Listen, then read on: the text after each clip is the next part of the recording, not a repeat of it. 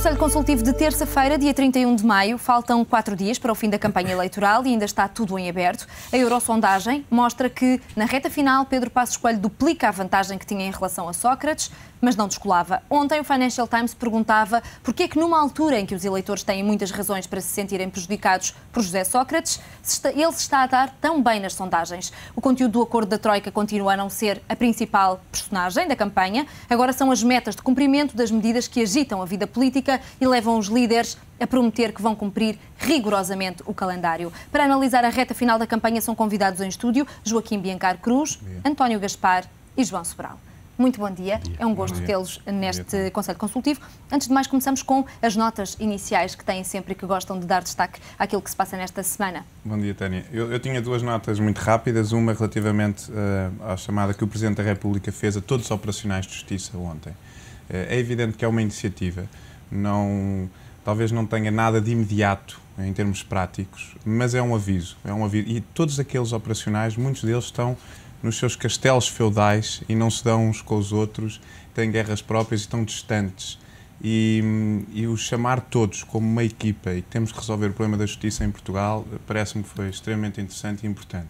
A segunda nota, muito rápida, foi relativamente à coragem que o governo alemão teve em ter um plano para erradicar a energia nuclear a nível na Alemanha e que será um sinal a nível mundial, com certeza, depois do que aconteceu no Japão. Eu próprio, depois do que aconteceu no Japão, mudei em muito aquilo que eu pensava sobre o nuclear.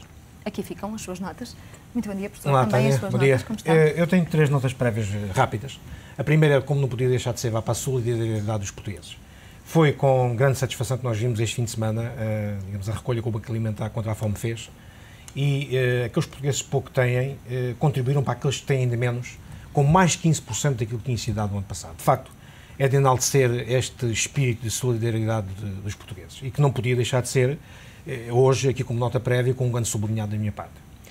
A segunda nota vai para a dívida pública americana, que eu não entendo como é que essas empresas que fazem a avaliação do risco país e do risco empresas não dão uma palavra, e atenção, essas empresas foram aquelas que notaram o subprime como notação máxima ou quase máxima, e que agora não vêm a dar uma notação relativamente à dívida pública americana. A dívida pública americana, eu tenho até dificuldades em ler os números, 14 trilhões, 381 bilhões, 631 milhões, 910 mil 320 dólares, a semana passada, o que representa já 100% do PIB americano. Portanto, eu não entendo como é que essas empresas estão preocupadas, sobretudo com o mundo e com a Europa, e que nós, na Europa, sofremos consequências porque, ao baixar o rating dos países e das empresas, teve uma consequência direta no financiamento dos países e das empresas. Como é que essas empresas agora não vêm dar uma nota, digamos, à dívida pública americana? A terceira nota prévia, muito rápida, vai para as dívidas fiscais. As dívidas fiscais em Portugal são 2,6 mil milhões de euros. Isto dava para pagar metade da redução do déficit orçamental previsto para este ano. Eu não entendo, só entendo por ignorância, por incompetência ou por outro motivo que eu não consigo descortinar, como é que o Ministério das Finanças e como é que a Segurança Social, isto é, o Ministério das Finanças, mas há outro tanto, ou se calhar mais, na Segurança Social, não se socorre das empresas que fazem a recuperação extrajudicial e amigável dos créditos e amigável de dívidas, na sua generalidade, para ajudar, de facto, a cobrar estes valores. Porque está visto, e toda a gente sabe, toda a gente que esteja dentro deste tema, que a recuperação extrajudicial e amigável das dívidas é muito mais rápida, é muito mais eficiente, é muito mais eficaz, e é por isso que todo o sistema financeiro recorre a essas empresas e não aos tribunais, para, de facto, recuperar esses dinheiros. Portanto, eu deixo aqui, de facto, um sublinhado muito grande e deixo aqui um desafio, que é, digamos, as entidades do Ministério das Finanças e da Segurança Social irem à única associação do setor, que é a APERC, a Associação Portuguesa das Empresas de Recuperação de Dívidas, ao obter esclarecimentos, porque há, eventualmente, algum prurido relativamente a essas empresas que não tem razão nenhuma de ser. Professor, se não tiver notas iniciais, partia já para a primeira pergunta, relativamente às sondagens, as últimas sondagens que mostram o PSD com alguma vantagem em relação ao PS. Gostava que me fizesse análise destes números, são as sondagens da Eurosondagem e Intercampos. Bom dia, antes de mais, essa vantagem finalmente, eu creio que torna-se natural aquilo que é natural. Notemos que em toda a Europa, nomeadamente em Espanha e em Itália, os governos que de certa forma levaram as finanças a situações mais complicadas foram severamente punidos. E foram severamente punidos mesmo naqueles bastiões onde imperavam de uma forma quase impune desde há muitos anos. Espanha hoje é quase completamente azul. Itália, Milão deixou de ser bastião do Sr. Berlusconi. Portanto, em Portugal as coisas também vão evoluindo nesse sentido. Eu tenho notado que a campanha, não obstante a pobreza que tem, de que se tem revestido, está a ser um pouco mais equilibrada do ponto de vista do Dr. Passos Coelho do que do engenheiro Sócrates, que neste momento eu creio que defende desesperadamente aquelas velhas máximas que todos nós conhecemos e que já não vendem, efetivamente já não vendem. Eu creio que estas próximas eleições serão uma prova muito, muito forte e muito especial à cultura democrática dos portugueses. Ainda antes de entrarmos especificamente na campanha, gostava de que me fizesse também a sua análise em relação às sondagens e se acha que, efetivamente, esta questão que colocou ontem o Financial Times faz ou não algum sentido, que é esta resiliência do engenheiro José Sócrates em relação à não perda de sondagem, de espaço em relação ao Pedro Passos Coelho, numa altura em que faltam apenas 4 dias para terminar a campanha. Eu não gosto muito de falar do voto útil, porque acho que as pessoas votam com convicção, mas independentemente disso, parece-me que está a existir uma migração do voto dos partidos de extrema-esquerda para o PS e o CDS está a conseguir ancorar e a crescer, e esse efeito não está a acontecer ao centro-centro-direita. E por isso faz com que o PS tenha hoje uma almofada dessa migração de votos. São pessoas de esquerda e que, por mal menor, preferem ter um governo de esquerda, e o que está mais próximo é realmente o governo PS do que está a acontecer à direita, porque realmente o Dr. Paulo Portas está a conseguir ancorar. Já não pensa em ser Primeiro-Ministro, já só pensa em ter a mesma votação que a soma dos votos do Bloco de Esquerda e do PCP, mas este fenómeno está a existir. Todavia, após o debate, e insisto naquilo que disse na semana passada, após o debate entre o engenheiro Sócrates e o Dr. Passos Coelho, parece-me que houve uma reviravolta e hoje o vencedor, claro, das eleições parece que cada vez mais é o PPD-PSD. Também acredita nesta vitória? Eu gostava de recuperar isso disso, de facto. Eu tenho uma leitura um pouco diferente relativamente a esse tema porque é que o Partido Socialista, o Sócrates, tem ainda, tanto, nas intenções de voto, tem um valor tão elevado. Eu acho que a culpa, em parte, é do PSD. Porque o PSD tinha que passar uma mensagem para o eleitorado, para o potencial eleitorado e para o eleitorado efetivo e para o potencial, mas sobretudo para o potencial, de que o partido agora é completamente diferente do partido de 74. Ou seja, em 74, 75, 76, nos primeiros anos da democracia portuguesa, havia de facto uma ligação muito forte entre o partido, o partido, na altura PPD, e um conjunto de classe dominante em Portugal, que seria, se calhar, para me socorrer aqui da Marco Testa, a classe A e a classe B, não é? Entretanto, as coisas mudaram. Portanto, hoje o Partido Social Democrata já não representa, a classe alta, média alta da sociedade portuguesa, mas já representa uma faixa mais baixa.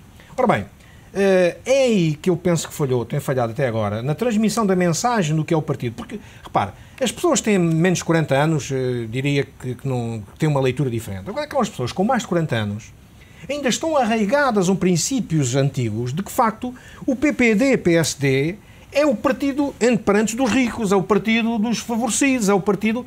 Quer dizer, muitas pessoas que hoje votam no Partido Socialista, essa faixa de acima dos 40 anos, pensa ainda e está a raciocinar ainda em termos do PSD inicial, que de facto era verdade, não é? A elite que reunia, Sá Carneiro e toda aquela gente, Balsemão, toda aquela gente que reunia, eram pessoas naturalmente privilegiadas na sociedade portuguesa e que reuniam naturalmente os interesses dessas pessoas. Hoje é completamente diferente. Portanto, eu penso que tem faltado aí, por parte do PSD, transmitir a mensagem de que não é, aquela direita que foi, que é, está mais perto, muito mais perto, se calhar da social-democracia, ou está mesmo no centro da social-democracia, que o Partido Socialista não diz... Mas deixe-me perguntar-lhe, em relação, por exemplo, ao Estado Social, podemos dizer que o PSD é tão preocupado com o Estado Social como o PS? Não, mas eu diria outra coisa. Eu diria que o PSD é realista relativamente ao Estado Social. Porque o Estado Social não é gastar a tripa forra, como tem sido até agora, não é? Há alguns custos que o Estado tem, em termos sociais, que se impõem. Agora, há outros que eu acho que não fazem qualquer tipo de sentido. Ou seja, temos de partir do pressuposto que os recursos são escassos. Os recursos não abundam, são escassos. E dentro dessa escassez de recursos, temos que os gerir da melhor forma. É evidente que uma pessoa que possa pagar uma taxa moderadora e outra que não possa pagar, porque é que essa pessoa não há de pagar uma taxa moderadora já que a pode pagar, e o outro que não pode pagar e não vai continuar a pagar durante toda a vida. Agora, não podemos generalizar as coisas e aqueles que podem pagar estarem a não pagar, e aqueles coitados que não podem pagar e que podiam ter outras prestações sociais inerentes à sua condição de pessoas altamente débeis na sociedade portuguesa, não têm mais prestações porque há outros que estão a receber que não deviam de receber, porque podem... Eu dou o exemplo, não é? Hoje está aqui no Diário Económico, 600 mil pessoas já ficaram sem o abono de família. Bom, se calhar dessas 600 mil pessoas, não sei, mas uma grande parte delas, o abono de ter o abono de família ou não ter, não faz qualquer tipo de sentido. Agora, se calhar, para grande parte delas, se não fosse distribuído aos outros, podiam aumentar o abono de família daquelas pessoas que precisam mesmo desse abono de família, que lhe dá muito jeito para gerir o seu orçamento familiar ao longo do mês, e essas pessoas ficavam com mais, digamos, com mais... Fica aqui a ideia dessa discriminação positiva e uma melhor distribuição dos recursos. Pergunto-lhe também, em relação a Pedro Passos Coelho, à forma como tem falado aos portugueses, à forma como tem passado as mensagens, tem sido muito criticado na forma como explica os assuntos muito detalhadamente, por vezes vem corrigi-los, e apetece perguntar se é ou não importante que um pretenso Primeiro-Ministro explique os assuntos aos portugueses ou tem que se ficar pelas banalidades? Nesta altura, nem uma coisa nem outra. Eu creio que o Passos Coelho é igual a ele próprio e, portanto, tenta transmitir a imagem de um primeiro-ministro que será o oposto, a antípoda daquilo que foi o engenheiro Sócrates, que era um homem que decidia e portanto, com uma certa, diria até arrogância, conduzia os destinos do país e o governo. O do Passos Coelho quer se colocar na antípoda e tenta ser aquele primeiro-ministro próximo das pessoas, que se quer fazer entender. E isso é importante ou não? É importante, mas não nesta fase. Eu creio que nesta fase ele devia transmitir grandes ideias, devia transmitir grandes valores e então depois, sim, teria tempo para eu explicar. Até porque... Mas não acha que era importante? Como cidadão não tem essa necessidade de querer saber o que é que vai ser feito ainda antes de chegar e escolher onde colocar a sua cruz? Tem, mas é evidente que sim. Mas a campanha eleitoral, infelizmente, não é feita para isso. Até porque tem um período muito curto. Há um programa eleitoral que depois, que assim, deveria ser tratado e discutido e não está a ser. Eu creio que tudo isto depende de 3 variáveis, e mesmo os próprios resultados e aquele apontamento da Financial Times, tudo isto depende de 3 variáveis: do engenheiro Sócrates, das sondagens e da cultura democrática portuguesa. A cultura democrática portuguesa leva muito em conta digamos, o pulso dos líderes. Quer queiramos, quer não, nós temos algumas saudades de líderes com maior pulso e com maior capacidade de gestão. Acha que é isso que os portugueses? É o que se ouve. E eu creio que o grande erro dos nossos políticos é não ouvirem o que se diz nos autocarros e o que diz o Voz Populis, porque é realmente necessário, mais do que...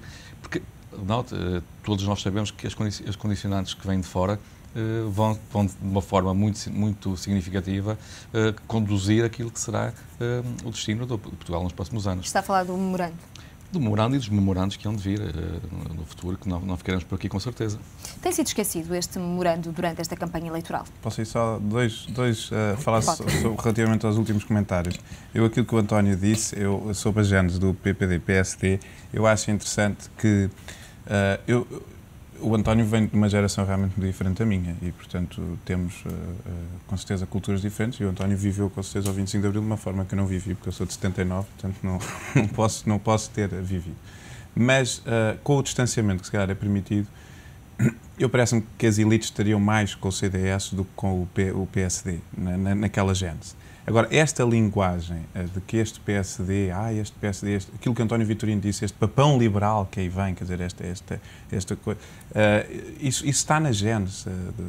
Era um partido com uma ala liberal. Era um partido que vem de uma ala liberal, vem da ala liberal da União Nacional. Mas é ainda assim? Não, repara uma coisa, é que naquela altura, ao pé do 25 de Abril, todos os partidos estavam muito à esquerda. Inclusive, o programa do CDS foi feito por Sousa Franco.